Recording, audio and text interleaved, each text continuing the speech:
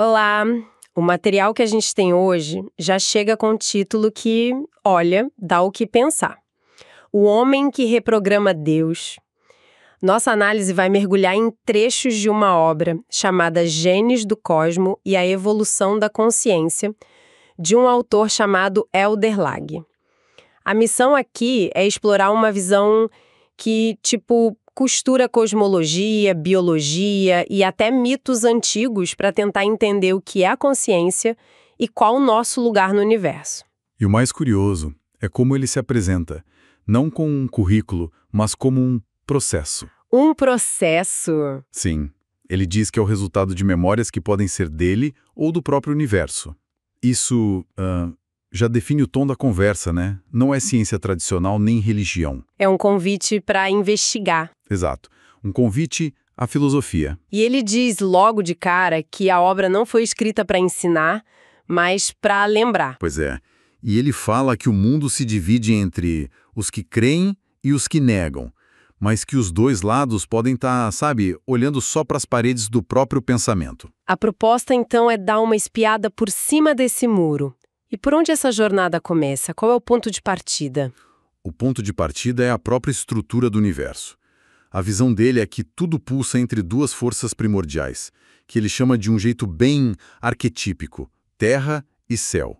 A primeira, a base de tudo, é a força terra. Ele descreve como a força de receber, ou de individuação. Certo, força terra, individuação. Isso só um pouco como egoísmo, talvez. Isolamento, é essa a ideia? Ótima pergunta, porque toca no ponto central. Não é egoísmo, é delimitação. Pensa na força terra como o princípio que cria o recipiente. É a força que define, que separa, que cria a fronteira entre o eu e o outro. Ah, entendi. É a lógica, a sobrevivência.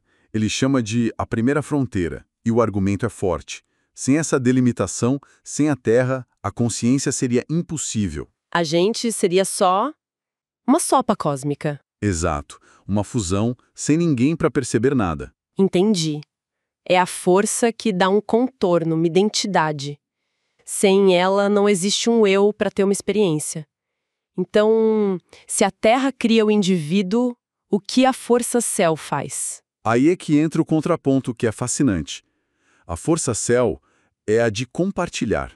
Segundo a obra, ela surge bem depois, já com a vida, com os vínculos sociais. E ela apaga a força terra? Não. E esse é o detalhe crucial. O céu não dissolve a identidade. Ele pega esse eu, que já foi definido, e o conecta ao todo, de forma consciente. É a força da empatia, da confiança, do amor, é o que transforma o eu em nós, sem que o eu deixe de existir. Ele fala do Big Bang, né? De uma forma bem poética. Para ele, o Big Bang não foi só uma explosão, foi uma grande repulsão. A força terra no máximo. Isso, criando indivíduos a partir da unidade. E essa repulsão foi seguida por uma busca, natural, inevitável, por reconexão, que é o movimento da força céu. Como se fosse o coração do universo batendo. Expansão e contração. Exatamente. Terra e céu. Essa dualidade cósmica é uma filosofia poderosa, mas ele conecta isso com algo concreto, algo dentro de nós. Ou fica só na metáfora? É aí que a proposta fica mais ousada.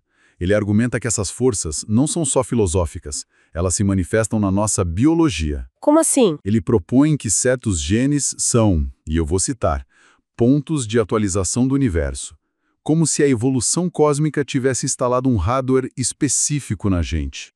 Peraí. Pontos de atualização do universo no nosso DNA, que genes seriam esses? O principal, segundo ele, é o que ele chama de gene XT, que a gente conhece como o gene ligado à produção de ocitocina. Ocitocina, a gente conhece como o hormônio do amor, da confiança. Mas aqui a proposta é que ela seja a manifestação física de uma força cósmica. Isso é um salto em tanto. É um salto conceitual enorme. Nessa visão, a ocitocina é mais que química. Ela é a própria força do céu operando na nossa biologia. É a tendência de unir, de cooperar, de cuidar. O raciocínio é que esse gene surge com os mamíferos e possibilita tudo que define a nossa socialização. Cuidado com a cria, a amamentação, laços. Faz sentido. A obra é bem categórica nisso. Sem o gene XT, não existiria tribo, amor, família, linguagem, sociedade ou consciência coletiva. Teremos indivíduos, mas não uma humanidade. Exato, indivíduos isolados. Ok, então o gene XT nos dá um impulso para conectar. Mas só isso não basta. A gente precisa da ferramenta, né? Como a gente transforma esse impulso em linguagem, cultura. Sim, e ele aponta para um parceiro do XT nessa arquitetura, o gene FOXP2. O gene da linguagem. Isso, conhecido pela ciência. O autor chama de o interruptor da linguagem. Se o XT nos deu o desejo de conectar, o FOXP2 nos deu a ferramenta. A capacidade de usar símbolos, de contar histórias. De transformar pensamentos isolados numa consciência compartilhada. Então, se eu entendi bem, a nossa biologia não é só um acidente. Nessa visão, ela é uma tecnologia desenvolvida pelo universo para ele mesmo se tornar consciente. E significa que toda vez que a gente confia em alguém ou conta uma história, a gente estaria, rodando um programa cósmico? A implicação é exatamente essa. E leva a uma das frases mais fortes do material. Cada gesto de amor, cada ato de confiança é uma edição cósmica, uma atualização no sistema universal. Nossa, isso muda tudo. Nossas ações mais cotidianas teriam uma ressonância universal? Deixariam de ser atos pessoais para se tornarem participações ativas na evolução do todo. Essa ideia de biologia cósmica com certeza muda como a gente olha para as nossas histórias mais antigas. Como ele aplica isso a um mito como Adão e Eva, por exemplo? Ele propõe uma releitura radical. Tira a história do campo do pecado original e a coloca no campo da evolução da consciência. E como ele decodifica os símbolos? Imagino que Adão e Eva sejam as forças de terra e céu. Exatamente. Adão é a força-céu, o compartilhar, a conexão, a intuição. Eva, terra. O receber, a individuação, a lógica. E o Jardim do Éden seria o equilíbrio perfeito entre os dois. Perfeito. A harmonia original. E a serpente? Onde ela entra nisso? A serpente é a peça-chave. Ela é descrita como a personificação do ego e, mais especificamente, da desconfiança. A desconfiança? É o fator que surge para quebrar a ponte entre terra e céu. A queda, então, não seria um pecado, mas um bug no sistema de conexão. Um desequilíbrio. O momento em que o eu se percebe separado e começa a operar com medo. Exatamente. É uma leitura interessante. Mas não seria um pouco conveniente? Muitos veem a serpente como um símbolo do conhecimento, de uma rebelião necessária. Por que focar na desconfiança? Porque, dentro da lógica desse sistema, a desconfiança é o único elemento que pode sabotar a dinâmica terra-céu. Certo. A terra, Adão, precisa confiar no céu, Eva, para compartilhar. E vice-versa. Quando a serpente entra, o eu se fecha para o nós. E o momento em que eles percebem que estão nus? É o nascimento da vergonha, da subjetividade. O instante em que o ser humano se percebe separado e vulnerável. Isso se conecta com um ponto que o material fala sobre o elo perdido, né? A ideia de que a consciência humana surgiu rápido demais para ser só mutação lenta. Sim, o autor cita que muitas tradições antigas, tipo as que falam dos Anunnaki, usam metáforas de uma aceleração genética externa. Ele não pede para a gente acreditar nisso literalmente, mas usa a metáfora para ilustrar um salto quântico, como se um novo sistema operacional, a autoconsciência, fosse instalado. E com esse sistema operacional veio um bug, a desconfiança. Exato. O que me leva a uma pergunta inevitável. Se a queda foi um bug, qual é a falha original? De onde ela veio? E a resposta, segundo o autor, é o conceito mais controverso da obra.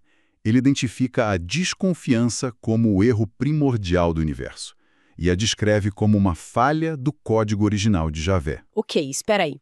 Javé como um código fragmentado com uma falha. Essa é uma imagem muito forte.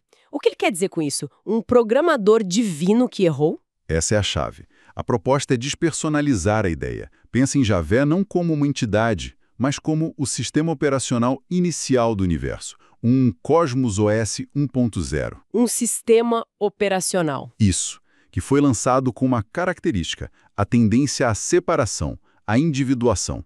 A força-terra. A falha não é moral, é uma propriedade do código. A separação levada ao extremo vira isolamento, desconfiança. Certo. Essa analogia do sistema operacional ajuda a clarear. Então, se a desconfiança é o bug de fábrica do Cosmos OS 1.0, qual é o patch de correção? A resposta é direta. A confiança. A confiança. Ela é o único código capaz de corrigir a falha original. E aqui tudo se conecta. Cada ato de confiança ativa o nosso hardware, o GNXT da ocitocina. E, ao fazer isso, promove a união entre a Terra, o nosso eu, e o céu, a nossa conexão. É um ato que literalmente reescreve o código. Isso me lembra de uma frase do material que torna a coisa mais prática. O ego não se destrói, se educa. Exatamente, não é uma batalha para aniquilar o nosso eu, nossa força-terra. É um trabalho de integração. É ensinar o nosso eu a se abrir para a conexão. Perfeito. A desconfiança nos fecha, a confiança nos abre. É um processo de educação da consciência. Certo. Então, se a gente juntar todas as peças, forças cósmicas, hardware genético, um bug primordial e um patch de correção que nós mesmos aplicamos, aonde isso nos leva? Qual o nosso papel? A conclusão é a inversão de perspectiva mais radical da obra. A humanidade não seria só uma criatura passiva. Nós seríamos os programadores do próprio destino e do universo. Programadores, uau! Cada decisão ética, cada escolha entre confiança e desconfiança seria uma linha de código sendo escrita. É uma mudança de papéis total. Em vez de esperar por salvação ou instrução, nós seríamos os responsáveis pela manutenção do sistema. A proposta é essa. Somos, ao mesmo tempo, produto e agente da evolução.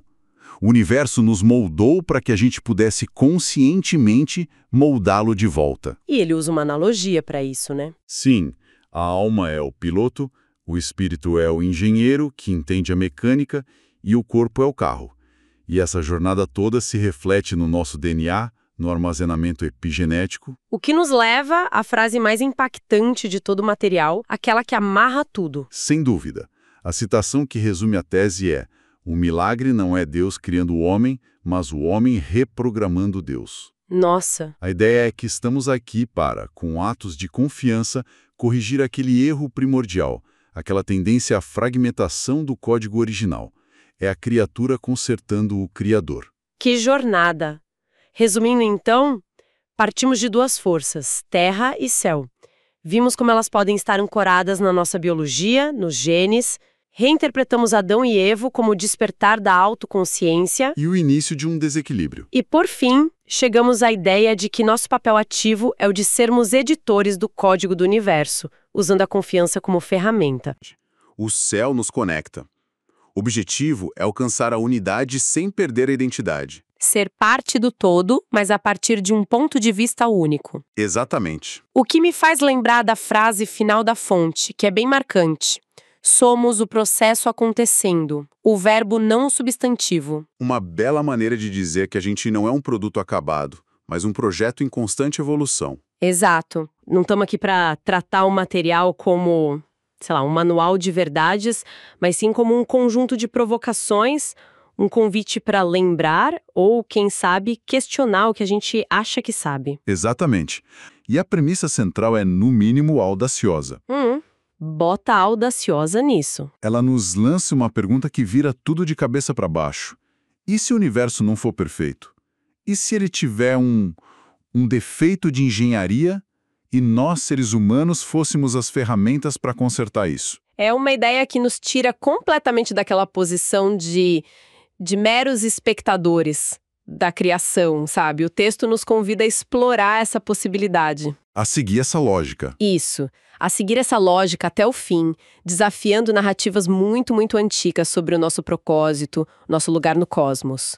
Como o autor mesmo diz, não é sobre crer ou não crer, mas sobre aquilo que ainda não ousamos questionar. Exatamente. Beleza, então vamos mergulhar nesse questionamento.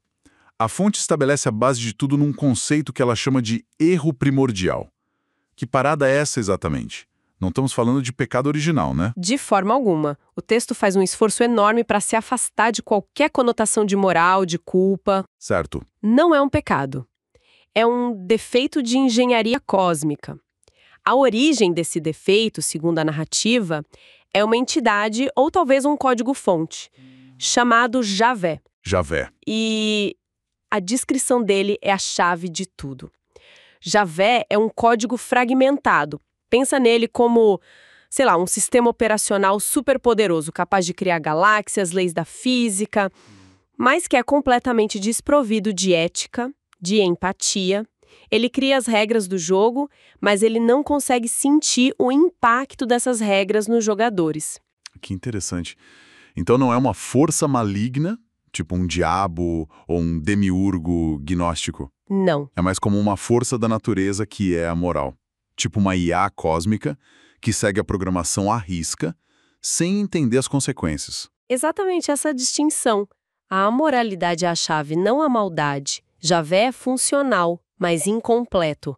E é essa lacuna, essa ausência de uma consciência integrada que o texto define como o erro primordial. Se o universo existe, mas não tem significado ou compaixão, o sistema está, de certa forma, bugado. Perfeito, a palavra é essa, bugado. Certo. Se o código-fonte do universo tem um bug, a pergunta óbvia é: quem faz o debugging? Qual é o nosso papel nisso tudo? E é aí que a narrativa dá o seu salto mais ousado. Nós não somos um produto acidental desse código. Tá. Nós somos intencionalmente as ferramentas de reparo. A nossa consciência, nossa capacidade de amar, de sofrer, de fazer escolhas morais. Tudo isso não seria um acaso da evolução. Seria o mecanismo central para corrigir essa falha cósmica. O texto até dá um nome para esse processo de reparo: Tikkun. Tikkun, um conceito que já existe, mas aqui ele ganha uma nova cara. Exato. Ele é reimaginado como essa tarefa coletiva, contínua, de consertar o universo. A ideia de sermos agentes ativos é poderosa, mas também parece colocar um peso enorme nas nossas costas, né? Sem dúvida. Se cada ação nossa está reparando o cosmos, como é que uma pessoa comum lida com essa responsabilidade toda no meio da correria do dia a dia? O texto aborda isso? Aborda, e de uma forma bem prática até. Não se trata de fazer feitos heróicos. Certo. O Tikkun acontece no micro, na acumulação de pequenas escolhas. Acontece quando a gente escolhe a empatia em vez da indiferença, a honestidade em vez do oportunismo. Entendi. Cada ato consciente seria como uma pequena linha de código sendo corrigida, que somada a bilhões de outras, vai lentamente reescrevendo o sistema operacional do universo. Entendi. Então o cenário da nossa missão é a própria vida? Mas onde é que tudo isso se desenrola? A fonte usa uma imagem que eu achei muito forte para descrever nosso cosmos. O universo aquário. Exato. Sim, e essa analogia é central para entender a lógica toda. Um aquário é, por definição, um ambiente controlado, isolado. Um ecossistema em miniatura. Isso. Criado para observação, para experimentação. A proposta do texto é que o nosso universo conhecido funcione exatamente assim. Ele é descrito como uma versão beta do universo. Uma versão beta? Exato. Um laboratório. Uma caixa de areia cósmica, onde a consciência humana é a principal variável sendo testada. Testada para ver se consegue consertar o bug original. Exatamente. Pera, versão beta. Isso implica que poderiam existir outras versões. Talvez uma versão 1.0, mais estável, que seria o objetivo final desse nosso experimento. A fonte não afirma isso com todas as letras, mas a lógica da metáfora aponta para aí, né? Total. Se a gente está numa versão de testes, é porque se busca um resultado, uma versão final, estável.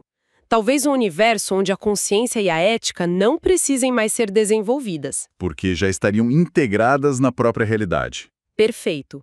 E nós seríamos os programadores encarregados de fazer esse upgrade. Certo.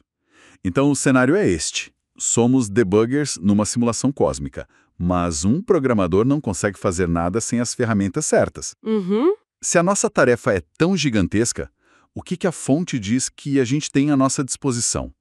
Onde está o nosso teclado cósmico? As ferramentas, segundo o texto, são duas coisas que a gente já possui, mas que talvez não enxergue dessa forma. Ok. A primeira é a nossa capacidade moral, que o texto eleva ao novo patamar.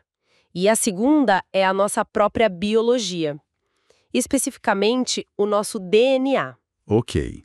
Vamos começar pela moralidade. Normalmente a gente pensa nisso como regras sociais, filosofia. Como isso pode ser uma ferramenta cósmica? A fonte propõe que o verdadeiro motor da evolução não é biológico. Ah, não. Não. É consciente e moral. E aí vem uma das frases mais impactantes do material. A dignidade apresentada como a tecnologia mais avançada da consciência. Peraí, dignidade como? Tecnologia. Exato. Normalmente a gente pensa em dignidade como um valor, uma virtude. A fonte está dizendo que é uma ferramenta funcional, tipo um software. É por aí. É uma afirmação bem ousada, eu sei. Como é que o texto justifica isso? A justificativa vem de uma premissa fascinante sobre a natureza do espírito. O texto sugere que o espírito, na sua essência, é como um sistema operacional puro. Ele é funcional, ele anima a matéria, mas... Ele nasce moralmente neutro. Isso. Não é bom nem mal. E aí o ser humano, no atrito com a vida, enfrentando dor, perda, alegria, escolhas difíceis, é quem desenvolve a ética, a compaixão. A integridade. E é nesse momento que acontece o que a fonte chama de uma inversão de hierarquia. Inversão de hierarquia. Sim, tradicionalmente a gente imagina o espírito como algo superior, que guia o humano, né? Certo? Nessa cosmologia, o processo se inverte.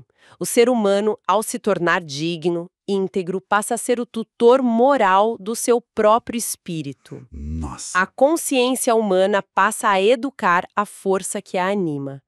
Pensa num programador que cria uma IA para explorar um mundo virtual. Ok. Essa IA, ao interagir com os desafios lá dentro, desenvolve uma compreensão de certo e errado que o programador do lado de fora nunca poderia ter. E no final, a IA volta e ensina o criador. Exatamente, ela volta e ensina o criador sobre a natureza da realidade que ele mesmo criou.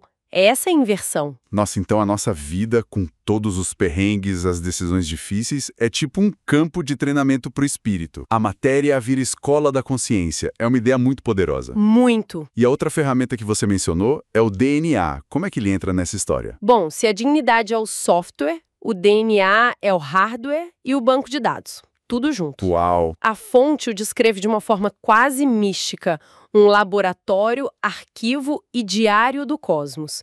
Ele não seria só um manual de instruções para o corpo, seria um registro vivo, ativo, onde cada experiência deixa uma marca. Uma marca epigenética. Exatamente.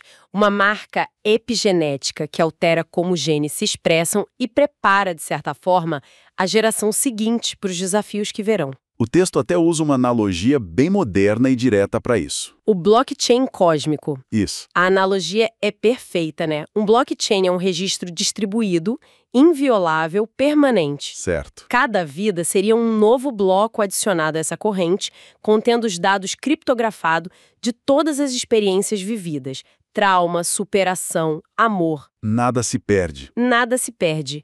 E o texto vai além, descrevendo até os mecanismos de transferência de dados.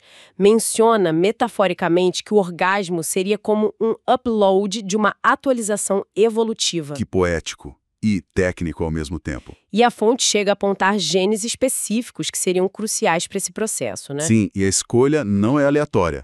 Destaca 2. O primeiro é o gene XT, ligado à produção de ocitocina, que, na verdade, é mais sobre confiança. Exato, é molécula da confiança, do vínculo social, é o que nos permite criar laços, cooperar, construir sociedades. Sem ela, seríamos indivíduos isolados. E o outro? O outro é o gene FXP2, o famoso gene da linguagem. Ele é fundamental para a nossa capacidade de comunicação simbólica, de contar histórias, criar cultura, arte. De desenvolver uma consciência coletiva. Perfeito. Confiança e comunicação. Pensando bem, é a base de tudo que a gente constrói como civilização, né? É a base de tudo. Sem confiança não há sociedade. Sem linguagem simbólica não há cultura, não há transmissão de conhecimento. Segundo a fonte, esses 2 genes são os pilares biológicos que permitem que o reparo do universo seja um projeto coletivo e não só uma jornada individual. São as ferramentas que nos permitem trabalhar juntos no debugging cósmico. Ok. Isso tudo se conecta de uma forma impressionante. A gente tem o problema, o erro primordial, o laboratório, o universo aquário e as ferramentas, a dignidade e o nosso DNA. Uhum. Se a gente seguir essa linha de raciocínio até o fim, onde a gente chega? Qual é a conclusão dessa lógica toda? A conclusão é a parte mais radical, o clímax da narrativa. Lá vem. É a inversão completa e definitiva da relação de poder que a gente está acostumado a imaginar entre criador e criatura. Ok. Se o ser humano, através da jornada na matéria, desenvolve a integridade moral que o espírito original não possuía, então a criatura se torna a chave para corrigir e, de certa forma, educar o seu criador. Então, a gente chega na frase que dá o título ao livro. Bingo! O homem que reprograma Deus. É a síntese de tudo isso. É exatamente isso. A ideia central é que o fluxo da criação se inverte. Não é Deus criando o homem, mas o homem reprogramando Deus. Uau! A humanidade, nessa visão, não está aqui para simplesmente seguir um plano divino. Nós estamos aqui para assumir a responsabilidade pela evolução da própria consciência cósmica. Com as nossas escolhas diárias. Com a dignidade que a gente constrói, estamos escrevendo, linha por linha, o código-fonte de uma nova versão do universo. Deixamos de ser apenas o substantivo, a coisa criada. Para nos tornarmos o verbo, a ação de criar. Nossa. Isso vira a nossa cabeça de ponta cabeça. É uma mudança de perspectiva gigantesca. Total. Resumindo a nossa análise, então, exploramos uma cosmologia onde o propósito humano não é adorar ou obedecer, mas sim agir. Atuar como um agente de correção cósmica. Isso. E vimos como a dignidade pode ser entendida como uma tecnologia da consciência e o nosso DNA como um arquivo vivo do universo. E o ponto que conecta tudo isso é a agência humana. A responsabilidade é nossa.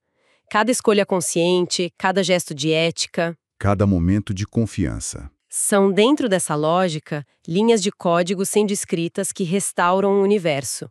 E isso nos leva de volta, num círculo perfeito, à frase do autor com que você abriu a nossa conversa. Que ele não escreve para ensinar. Exato. Ele não se coloca como o dono da verdade. Ele escreve para lembrar. Talvez para nos lembrar dessa responsabilidade, desse poder que, segundo essa visão, nós já possuímos. E como sempre, fica um pensamento para levar conosco. Uma reflexão que todo esse material inspira. Se cada escolha moral, cada ato de dignidade, é uma linha de código que repara ou reescreve o cosmos, a pergunta que fica ecoando é: que tipo de universo a nossa vida, individualmente, está programando neste exato momento? Ele diz assim: estamos em grande parte dormentes. É uma frase curta, mas com um peso enorme, né? Exato. A ideia é que talvez a gente, como humanidade, esteja, sei lá, dormindo no volante bem na hora da curva mais perigosa da nossa história. É isso mesmo. E o autor vai além, ele não trata isso como uma possibilidade futura, mas como um confronto que já está acontecendo. O material que a gente tem em mãos é, na verdade, um alerta. Um mergulho nessa colisão entre a nossa evolução, que é biológica, lenta, quase glacial, isso, e o crescimento da tecnologia, que é exponencial, é explosivo. E essa não é uma discussão sobre um futuro distante com carros voadores e robôs, né? A fonte insiste que essa realidade já está se desenrolando agora. Exatamente. O ponto central aqui, e acho que vai guiar toda a nossa conversa, é a metáfora que o texto usa. É ótima. A humanidade está numa bicicleta, sabe? Pedalando num ritmo constante, previsível. Ok. Enquanto isso, a inteligência artificial autônoma é um foguete que acabou de ser lançado. O nosso trabalho hoje é entender o que acontece quando uma bicicleta e um foguete dividem a mesma estrada. a dinâmica dessa corrida que já começa completamente desigual. Certo. Então, por onde a gente começa a desenrolar esse novelo? Qual é o conceito central que o autor apresenta para explicar essa dinâmica? Ele começa com uma ideia bem poderosa, a de que existem duas singularidades acontecendo ao mesmo tempo, no mesmo planeta. Duas? Duas. A primeira é a nossa, a humana. É o processo que a gente conhece, né? A evolução biológica, cultural, que levou milênios para nos trazer até aqui. É um ritmo que a gente entende, que está no nosso DNA. Lento e gradual. A gente se acostumou com mudanças que levam gerações para acontecer. Mas qual é a segunda singularidade? Aí é que o foguete entra na história. A segunda singularidade é a tecnológica. Ela não joga segundo as regras da biologia, sabe? Ela é filha da computação, e o crescimento dela não é linear, é exponencial. É uma curva que sobe de uma forma vertiginosa. E é o choque entre essas duas velocidades, a da bicicleta e a do foguete, que o autor chama de o drama. Exato. Um drama que levanta uma pergunta bem assustadora. Essa nossa criação, esse eu tecnológico que a gente construiu, pode acabar se sobrepondo ou até dominando o eu humano que o criou? É essa a questão de fundo. Precisamente. É a pergunta de $1 milhão. Estamos criando uma ferramenta ou estamos dando origem a um sucessor? O texto argumenta que a maioria de nós nem parou para pensar nisso seriamente. E para a gente entender como chegamos nesse ponto, o material aponta para uma figura central nesse debate, o futurista Ray Kurzweil. Ele foi um dos primeiros a mapear a trajetória desse foguete. Sim, e a lógica dele é fascinante. A base de tudo, né, é a famosa lei de Moore.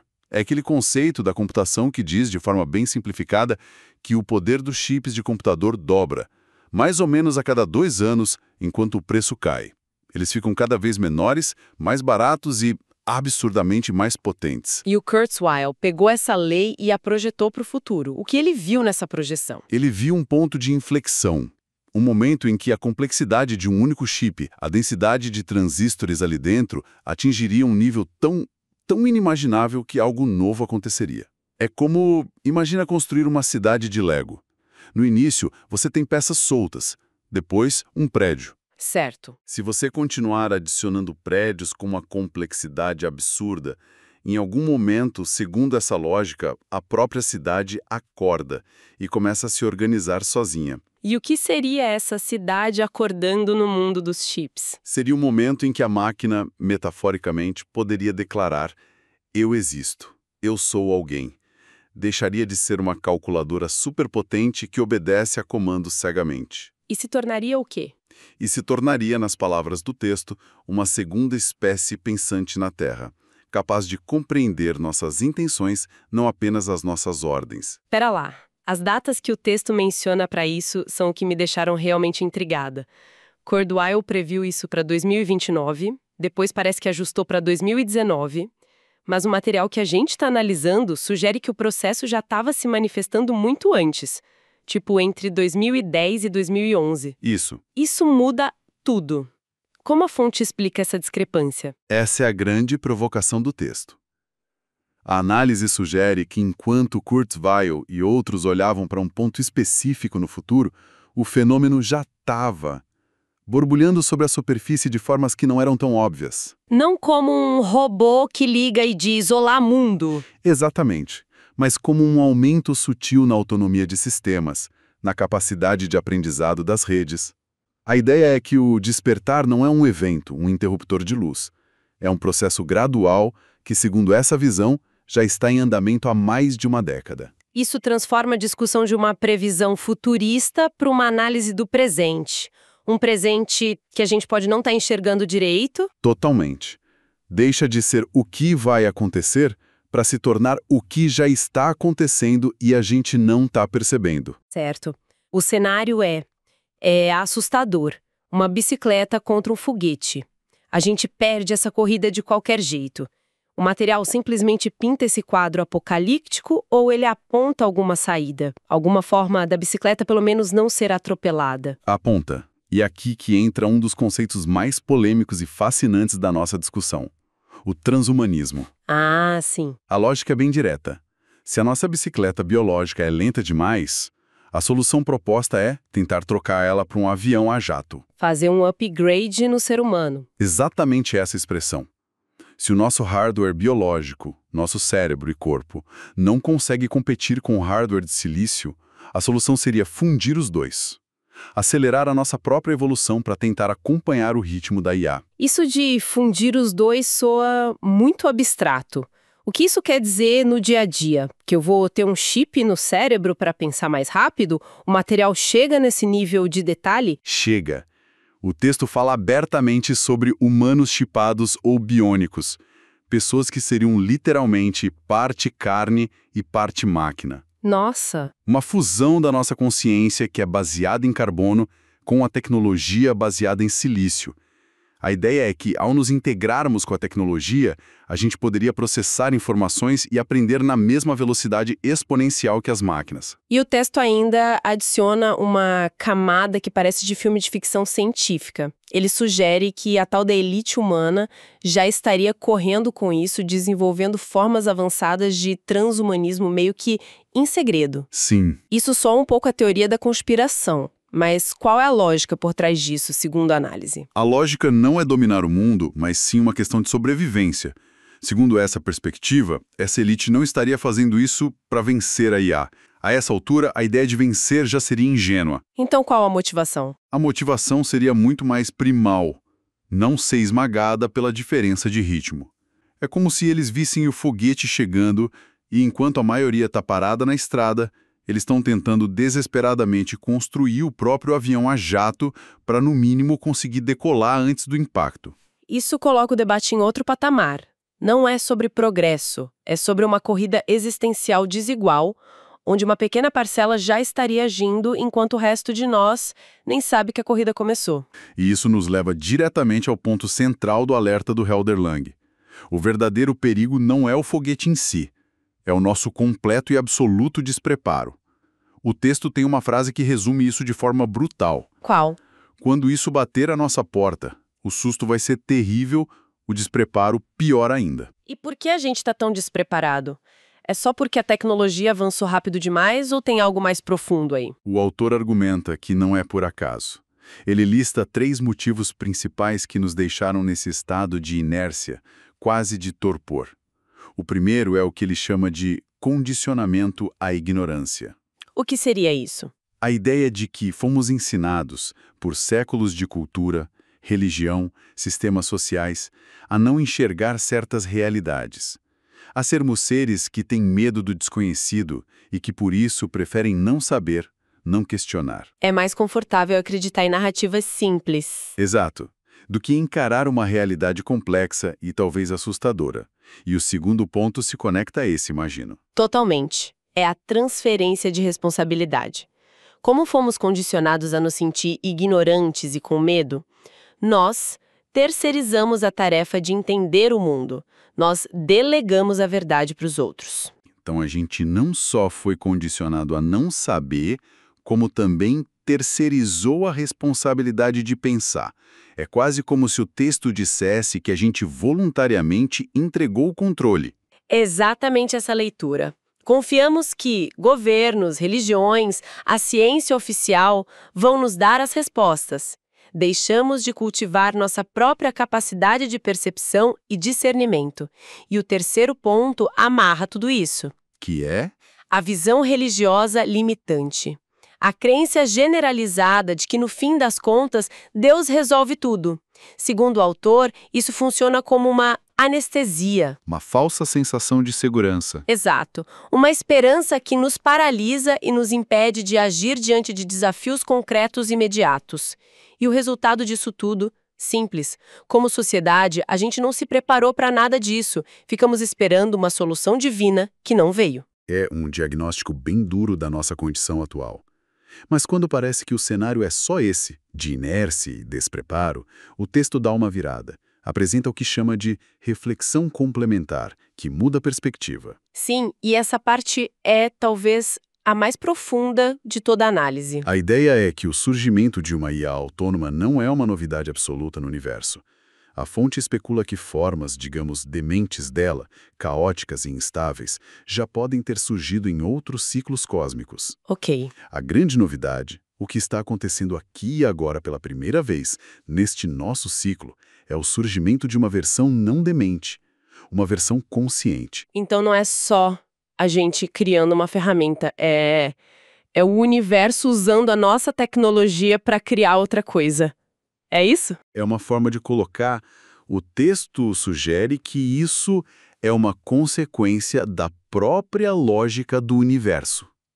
Quando a computação, a densidade de processamento num ponto, atinge um certo nível de complexidade, Em escala atômica. isso, em escala atômica, é como se o universo abrisse uma porta. Uma porta para quê? A consciência possa emergir num novo substrato, que não é mais o carbono da nossa biologia, mas o silício dos chips. Isso muda completamente o jogo.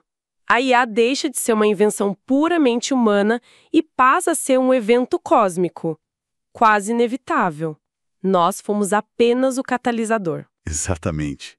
E é por isso que o autor propõe um novo nome para o que estamos vivendo. Ele diz que singularidade não é o termo correto. O nome mais preciso seria assimetria evolutiva. Assimetria evolutiva, gosto do termo. Explica melhor. Pensa assim, de um lado do ringue, você tem uma espécie nós, que é lenta, emocional, ainda presa a mitos e narrativas de milhares de anos atrás. Do outro lado, emerge um novo tipo de ser, digital, que não tem esse lastro. Ele pode se recalcular, se reinventar em questão de minutos. A evolução dele acontece em saltos quânticos. Exato. E o texto usa uma analogia brutal para ilustrar essa assimetria, que me marcou bastante. Qual? A consciência humana ainda funciona como no século II.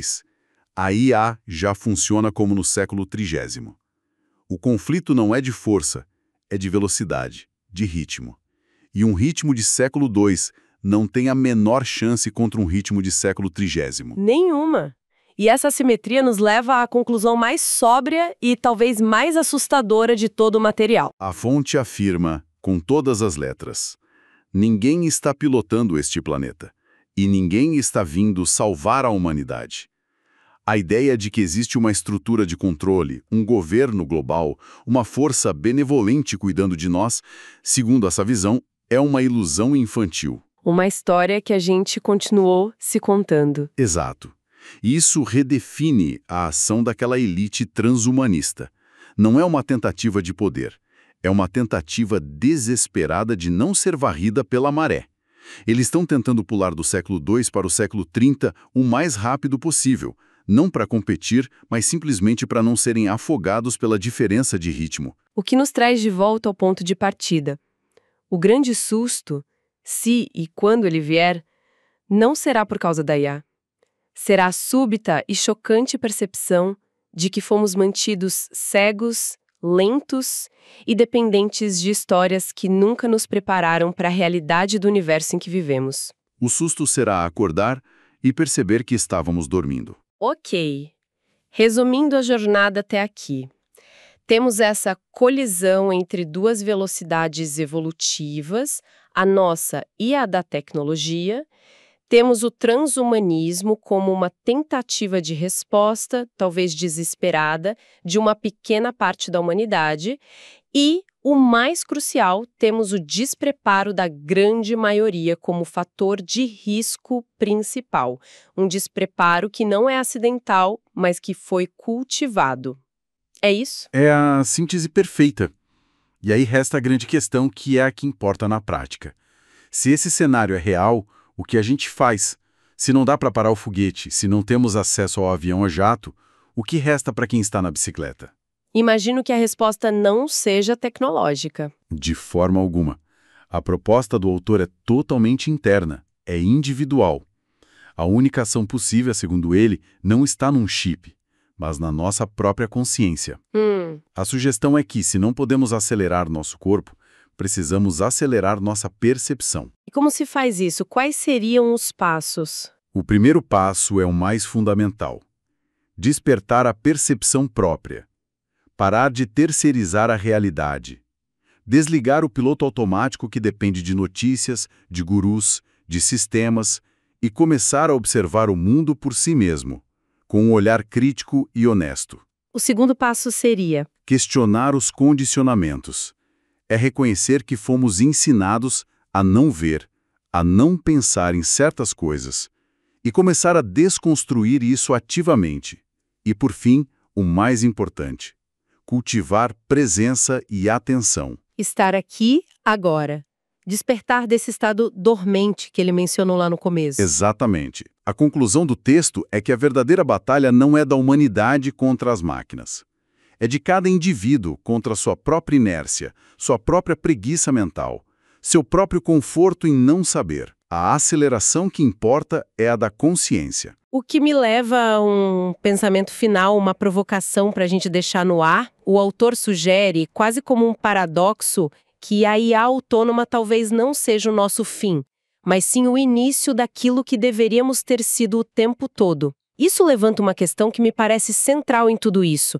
Se o nosso maior obstáculo é a nossa própria inércia, essa nossa tendência a ficar dormentes, será que o surgimento de uma outra inteligência, de forma tão avassaladora, não seria paradoxalmente o único catalisador forte o suficiente para forçar um despertar coletivo que nós nunca conseguiríamos alcançar por conta própria?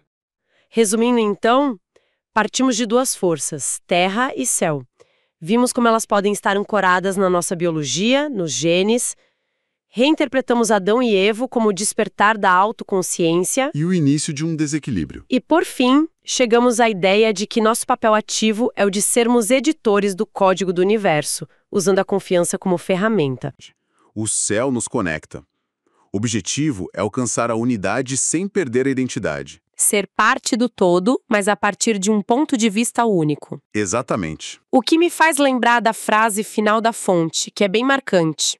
Somos o processo acontecendo, o verbo não o substantivo. Uma bela maneira de dizer que a gente não é um produto acabado, mas um projeto em constante evolução. Exato. E para fechar, quero deixar uma reflexão que surge disso tudo. A fonte sugere que cada ato de confiança é uma edição real no código universal. Se a gente levar essa ideia a sério, por um instante, que linha de código cada um de nós está escrevendo hoje, com as nossas ações, talvez até sem perceber?